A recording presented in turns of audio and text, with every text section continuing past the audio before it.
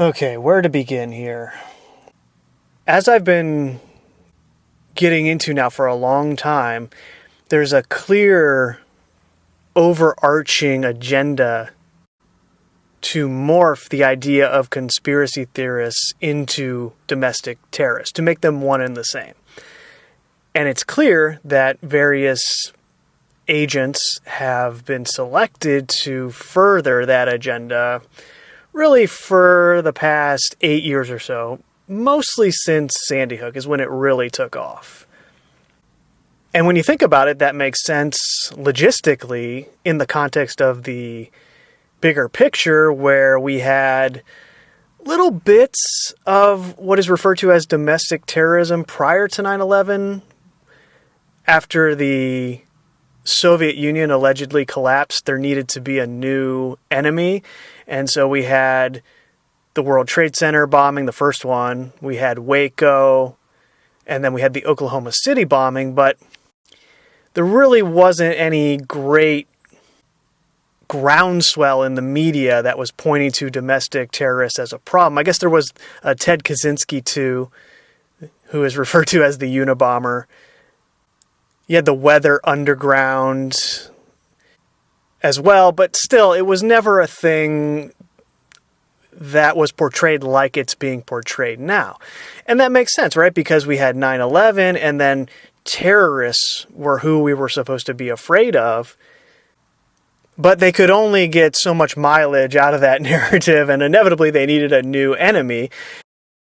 So in any event, it makes sense in terms of the larger agenda why this would be transpiring, why they would want to implement this idea that conspiracy theorists are actually domestic terrorists. They are racist, they are anti-Semitic, white nationalists. They're trying to merge all of these ideas together. They're afraid of 5G. There was that recent story, the Nashville alleged bomber, and that's a whole different rabbit hole that I'm not going to get into right now. But of course, they say that he allegedly wrote a manifesto that said that 5G was dangerous and that the lizard people were controlling the world. And of course, why would they say that? Because one of their agents, David Icke, has been saying essentially that for decades, because he is one of the people that has been given the task of creating this environment where conspiracy theorists are looked at a certain way. But I digress. As it relates to this quote-unquote storming of the Capitol that happened today, well, okay, we know that this fits in with the larger agenda, but then the difficult part is to get the correct image in your mind of how it actually played out, because there's going to be so much disinformation published about it. I'll give you an example of one of the first versions of this, which was there was a meme put out onto the internet that had two pictures side by side. One of them was this guy in a Viking hat, with the horns. I don't know if you're familiar with what that looks like, but it's a hat that's got two horns, almost like tusks. And they show him with his face painted in the American flag, and he's at today's protests in D.C. And then the other picture is this person, this guy, in the same Viking hat at a BLM protest. And so this meme is put out there, oh, look, it's staged. Clearly, this is a paid protester. I mean, all you have to do then is dig into it for 5 seconds and you see, oh, well, actually, one of the pictures is cropped and he was holding a Q sign at the BLM protest and was just kind of there to be an anti-BLM protester. So what's taking place in a meme like this is multi-layered. First, there's going to be that sentiment out there that even I am relaying to you, which is this is staged at a certain level. It's scripted, planned in advance. They wanted this to happen because it's part of their plan. So a meme like that is put out, and all the titles on the message boards will say, proof it was staged, or something like that. proof it was scripted, proof they're all crisis actors, something along those lines. And then anybody who cares to look into this in any sort of detail can come in and say, oh, this is clearly fake, and it's easily debunked. And then in the mind of somebody who is kind of on the fence about all this and doesn't know what to think, they see that and say, oh yeah, that's what these conspiracy theorists do. They just make stuff up. That's one angle. But then another angle is there will also be the narrative that I would likewise relate to you, that there were paid agent provocateurs at this protest who are the ones who would have kicked everything off, as there are at every one of these protests. It was the same at the Antifa Black Lives Matter protests. There were agent provocateurs that would kick things off in a certain direction, and then everyone just kind of follows because that's what we do. And so this meme of disinformation is put out there because it sort of discredits that idea too. Even if that guy in the Viking hat is a paid protester, he could be a MAGA paid protester. And this goes back to the original characters that came on the scene saying that everything's fake, everything's a hoax. They would create fake evidence like this that is easily debunkable. And it was just a way to pollute the airways, pollute everything about discussing events like this, so that it could be easily discredited. And then eventually they could say, oh my gosh, look, these people are now harassing the victims of these events, saying that they're actors. And that's what some of these characters on YouTube started doing. They started harassing the actual people that were involved. And then that was kind of what the social media companies used to come in and say, okay, now we're going to censor everyone who's using the term hoax next to an event that takes place. We're just taking that out. Can't discuss that anymore. And that's how they got discussion of their events taken off the internet. Now it's only, for the most part, mainstream stuff that comes up on YouTube whenever you type a search term in when you're trying to get information about something that transpired. So, as I've explained before, this is just the next iteration of that. Okay, they got rid of that sort of discourse on YouTube, and then they sort of moved on to the next phase, which is going even deeper. Turning any sort of discussion that isn't the official narrative into a conspiracy theorist discussion that must be removed from the internet, because if you're a conspiracy theorist, you are a domestic terrorist. I mean, this rhetoric, as I showed in the video that I posted earlier today, is all over the media already.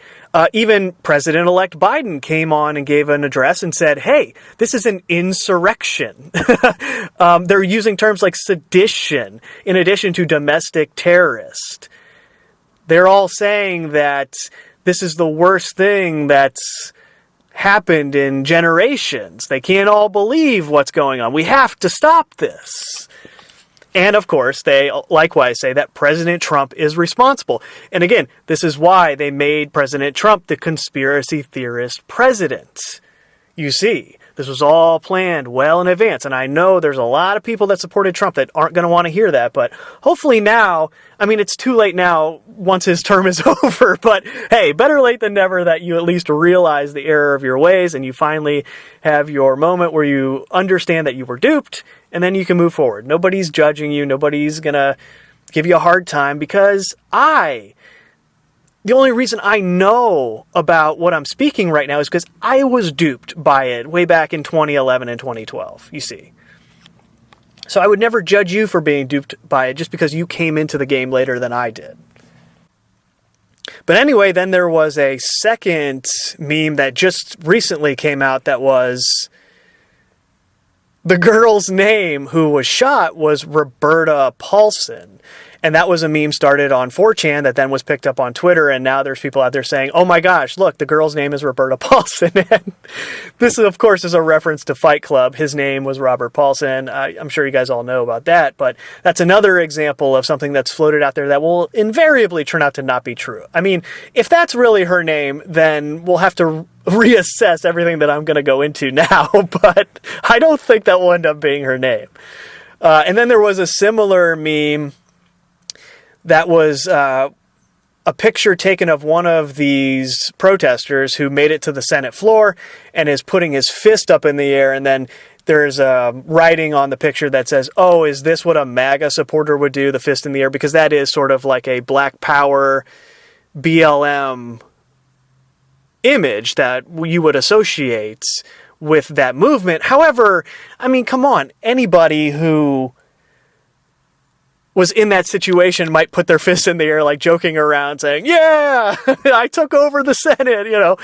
It's so hard to say with these sorts of things. And so that's probably another example of sort of a disinformation meme that's putting out there, because that's a side story to this whole thing, where they're going to say, to pollute the water as far as what's going on here, where it's, oh, well, actually, these protesters were Black Lives Matter, Antifa protesters pretending to be MAGA protesters, and they're the ones who went in there and were disruptive.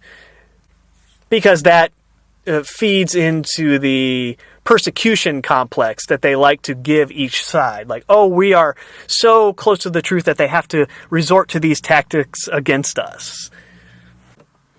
But speaking of the shooting that took place, let's discuss that now, because this is where it gets really dicey. This is the dangerous territory that you get in when you try to discuss these events, knowing that they're a part of a larger agenda, because if this woman really died, I mean, that's a terrible thing that took place, right? I mean, anybody to just get murked like that, I mean, out of nowhere, to just have their life ended in the blink of an eye is terrible. No matter what they were doing, she has a family. I mean, there are initial reports that might not be true, I don't know, that she was pregnant. And so you will most likely hear of everybody talking about this event. There will probably be one of two extremes. It'll be, oh, this is completely fake, they're all actors, they staged this shooting. Or it'll be, oh, this is completely real, they're terrorists and they got what they deserved, right? There's really no middle ground usually when these sorts of things are discussed. And things just aren't that simple in real life. For example, that woman who died could have been a paid protester, could have even been an agent provocateur of some kind, and all of the people in that little hallway scene where she gets shot could be similarly paid to have been the protesters who would go into the Capitol, break the windows, and go through the scaffolding and try to get in there like they show in various video accounts of what took place. The provocateurs would have been the ones who started that, and then it's kind of like, I don't know if any of you guys have ever been at a football game or a sporting event of some kind where a huge victory occurs that's not expected, and then the fans rush the field. And I've been in that environment before, and I'm not the kind of guy that would rush the field over a sporting event, even when I was into that stuff. But when you're in the moment and everybody else is doing it and there's this jubilation, you kind of just find yourself wanting to be a part of it, and then you rush the field. And so you can see why an agent provocateur would be effective, or many of them would be effective in a situation like this. There's all this charged energy. Remember, these people have been told that the election was stolen for months at this point. And it was obviously not legitimate. I mean, they made it really obvious. When you look at all the statistics of what anomalies took place, where every other time in history, the president incumbent who had these numbers was reelected, but not this time. I mean, it's just, when you look into it in depth, it's so obvious what took place. And that was by design, of course, right? To where that would promote the narrative that there was a stolen election, because then it would build the energy in the MAGA base that would then provide the plausible explanation for why this event would occur on January 6th, today, and also it will be used to explain the future subsequent domestic terrorist events that are surely scripted into the plot as well. I mean, this isn't the first, and it won't be the last. But you could imagine a scenario where they were all in on it, but only in on it to the point where they were told, okay, here's your job, here's what you're supposed to do, and yeah, you'll just go in there and mess around, take selfies, just have a good time, and nothing will happen to you. But the people who told them that also told the security that was in there. It was allegedly a Secret Service agent. So they also told the Secret Service probably a story in this scenario that was like, hey, if they come past this certain point, you are authorized to use deadly force. And a Secret Service agent is like a soldier. They follow orders. So it could have been orchestrated. The strings could have been pulled to where they knew that one person was going to be the first to try to get in this one certain spot. And they knew that the Secret Service agent was going to kill whoever that was. It was just the luck of the draw, right? And this girl just so happened to be the first one over. Even if she was in on it, they didn't tell her or anyone else that someone was going to die. And then that fuels sort of legitimate reactions to the scene, and then it makes everything a little more believable and kind of detracts away from the idea that this was all sort of planned in advance. So that's only one scenario, right? I'm not discounting the other scenario that could be, look, this technology now is so advanced that they could fake a scene like someone getting shot, and I wouldn't even be able to tell the difference if it was real or fake. I mean, we could be at that point. I'm not ruling that out. But I also am self-aware enough to know my own limitations, and I would never sit here and say, oh, that's fake. That person didn't die. That's absurd. Why would I say that? I mean, when you watch the video, it doesn't look fake, but at the same time, I've never, luckily, seen anyone get a kill shot to the neck, so I don't know what a body looks like when that happens. I don't know how much blood there is. All I do know is that I've been desensitized by movies and television to that sort of violence. To where I'm sitting there watching someone die and I'm not even fazed by it. That's a whole recording that I could do. Of how detached we all are from human life because of this stupid internet and all of the stupid media. Or another scenario is, like I was saying with the rush the football field analogy, this could have actually been a girl that just was caught up in the moment and was following in the agent provocateurs, and some of them all just kind of took it too far and they went to a place that they shouldn't have, and there was just this, miscommunication that took place, and some zealous agent shot somebody, and, that's their job and that's kind of what they sign up for. But at the same time, man, that's not going to be easy for them either, having killed somebody today, right? I mean, how do you go to sleep at night knowing that you took someone's life? I can't even imagine. That's why soldiers have PTSD from seeing this kind of stuff. It wrecks them because it's totally not natural to take another person's life. I don't care what anybody says. That's not a natural thing. So just remember that as you see all of the information that's going to flood the internet over the next few days. All of these claims, oh look, here's proof it's staged. Well, you got to remember, there's going to be a lot of those kind of videos and posts on forums that are designed specifically to be disinformation. It's planned that way, so you got to look out for that kind of stuff. But it's funny, this does really remind me of 9/11. In the sense that the official story is so absurd regarding how regular protesters would actually be allowed to get into the Capitol building. I mean, it's the same as the idea that 19 hijackers were able to penetrate the most sophisticated security defense apparatus in the entire world and attack America on its own soil. I mean, the whole thing is quite ridiculous, right? When you look at it like that. And so this is a similar thing. I mean, on any day, the White House or the Capitol building, any of these places are some of the most heavily secured, guarded areas on the planet. I mean, how many times have you heard a story about the White House, stopping something like that from happening? Like, the guys don't even make it halfway up the yard, when they try stuff like that.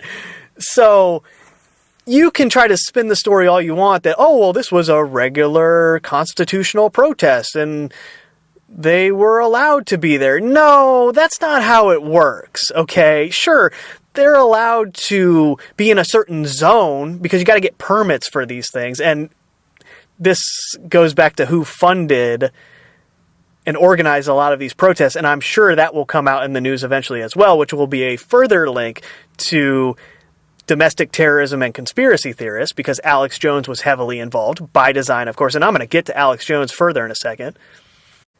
But it's highly suspicious that these people would be allowed to actually get inside the building. I mean, even if you saw them breaking windows, I mean, that would be stopped immediately. Come on, right? I mean, the police would stop them from getting into the building if they saw them start to break buildings. That's when all the high-tech gear would come out. The microwave weapons, the tear gas, the flashbang grenades, all the stuff that they use to disperse crowds normally. And it's funny, now that I think of it, one of the narratives that they're trying to work into all this, as they always do, is the racial narrative.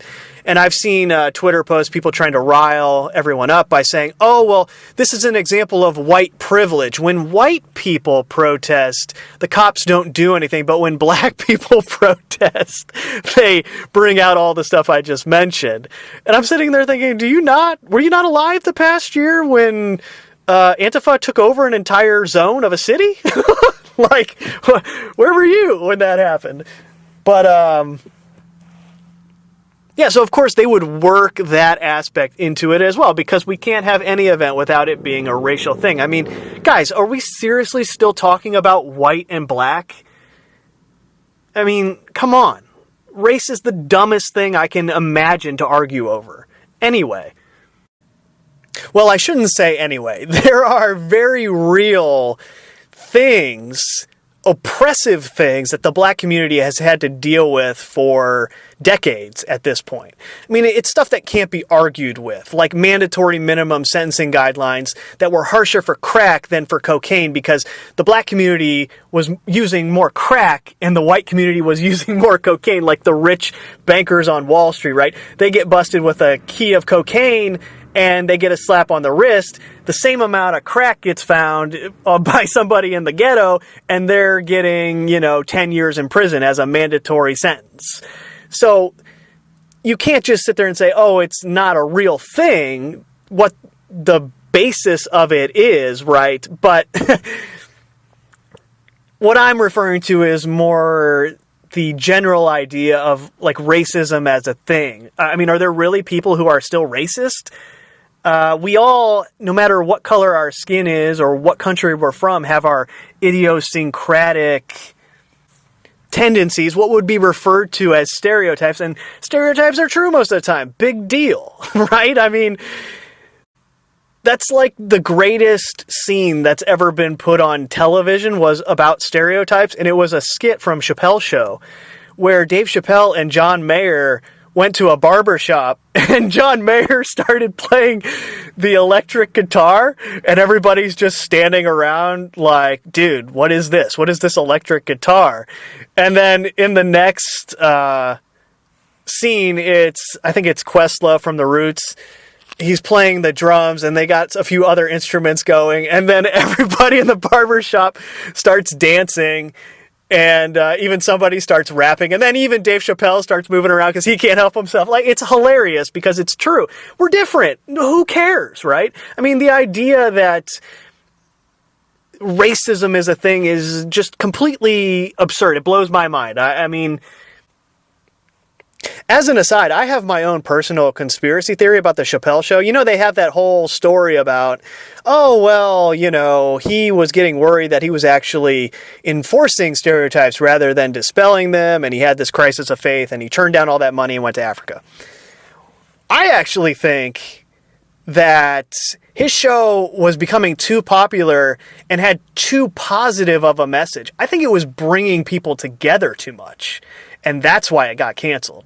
That's my personal conspiracy theory on what happened there. And then, of course, there's theories that he was replaced with a clone, too. So who knows what actually happened. But that's my personal one. And I just have always wanted to put that out there. And I chose right now for some reason. I don't know why. I'm just rambling, I guess. But yeah, as a part of the whole race thing, there's a video of some of these alleged MAGA protesters recreating the George Floyd scene on the steps of Capitol Hill. And it's like, come on. I mean, you could say that that's just a joke and people having some perverse fun, but no, that was most likely paid protesters that were supposed to get that shot so that it could be circulated among the Antifa BLM networks, so that would further inflame the rhetoric between the two sides. I mean, how hard is it to agree that we are all slaves and we're all getting screwed? Like, what's wrong with you all? Wake up! Anyway, I wanted to end on Alex Jones. You know, I was talking about the way that death has been desensitized. And he has a site, Alex Jones does that's banned.video. That's where he posts all the InfoWars stuff now. And there are 2 videos as I speak under Save America March. And remember, he funded and organized a lot of this activity.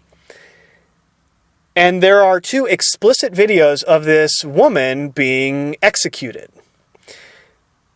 And obviously, this is designed to fan the flames on the other side. Hey, look, they killed this patriot woman who was just trying to protest. Which is why they would put the meme out there about Roberta Paulson, right? This is the first death that's going to be used to start the metaphorical Fight Club movement, right? Like, anyway, I'm going to read what this says under this video. It says, warning, the footage you are about to see is extremely graphic. Viewer discretion is advised. That's the first sentence. Then there's a break, and here's the second sentence. Our Supercharge 2021 New Year's specials are now live. Save up to 60% on our hottest products today. So you have Alex Jones on his website using the death of someone, and again, all kinds of scenarios here about what this really was, but most likely this girl got murked, and they're using her death to sell the penis pills in his store. Now, granted, this is no different than what the regular news does. They sell death all day long. That's every nightly news. Today, 5 people died in a shooting on such and such avenue. I mean, that's all it is, right? They use it to sell the bleeds it leads formula. But I just want to point that out, how disgusting that is, that this sort of thing has taken place. And it really just puts it all into perspective, right? These people that are organizing all this, the string pullers, they have a detachment from us all that is unbelievable. I can't even believe it from time to time. It's just crazy. To where they would actually have a murder on video and be selling things in the description. And really, that's the entire fake conspiracy scene, right? How many of these fake gurus or spiritual teachers or conspiracy theorists or UFO hunters or whatever label they give themselves, they got their description box filled with all the ways you can support them and all the merch you can buy from them. It's a joke. This is real life, man. This is serious. Okay? But let's take a deep breath now that I've said that. Of course, there's a way to be a gentleman about this. You don't have to be a jerk, okay? We don't want to have that energy polluting not only our own minds, but everyone else's minds that we're transmitting that energy to, right? Even though I'm riled up right now because of what's going on, it will pass. And, you know, I'm feeding into it by even getting a little riled up, but it will pass. And we want to maintain our center at all times for the most part. And hopefully tomorrow will be better than today. Peace.